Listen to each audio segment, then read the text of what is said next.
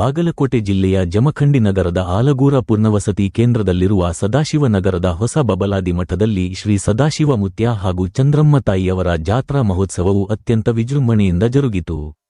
ರಥೋತ್ಸವದಲ್ಲಿ ಮಠದ ಪೀಠಾಧಿಕಾರಿಗಳಾದ ಸದಾಶಿವ ಅಜ್ಜನ್ನವರು ಹಾಗೂ ಶಿವರುದ್ರಯ್ಯ ಮುತ್ಯಾನವರು ಆಸೀನರಾದ ಬಳಿಕ ಭಕ್ತಿಪೂರ್ವಕವಾಗಿ ರಥೋತ್ಸವಕ್ಕೆ ಪೂಜೆ ಸಲ್ಲಿಸುವ ಮೂಲಕ ರಥೋತ್ಸವಕ್ಕೆ ಚಾಲನೆ ನೀಡಲಾಯಿತು.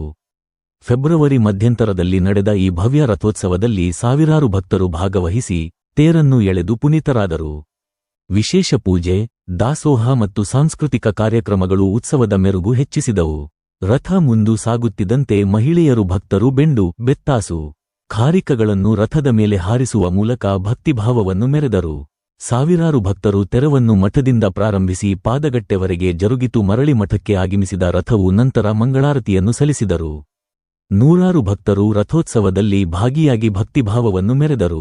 ನಂತರ ಮಠದ ಪೀಠಾಧಿಕಾರಿಗಳಾದ ಸದಾಶಿವ ಅಜ್ಜನ್ನವರ ತುಲಾಭಾರ ಕಾರ್ಯಕ್ರಮ ಜರುಗಿತು.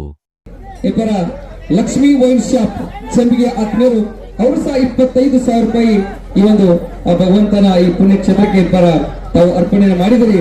ತಾವು ಸಹ 25,000 ರೂಪಾಯಿ ಕೊಟ್ಟಿದ್ದೀರಿ. ತಮಗೆ ಹಾಗೆ ಇನ್ನೊಂದು ಗೊತ್ತಿರಲಿ, ಇದೆಲ್ಲ ಚಪ್ಪಳೆ ಭಗವಂತ ಈ ನಮ್ಮ ತುಲಾಭಾರ ಕಾರ್ಯಕ್ರಮ ಹೊತ್ತು ನಿಂತಿರತಕ್ಕಂತಹ ಶ್ರೀಮತಿ ಅವರಿಗೆ ಭಕ್ತಿಯ ಸನ್ಮಾನವನ್ನು ಸಹ ಪರಮ ಪೂಜ್ಯರ ಪಾದಕ್ಕೆ ಅರ್ಪಣೆ ಮಾಡ್ತಾ ಇದ್ದಾರ.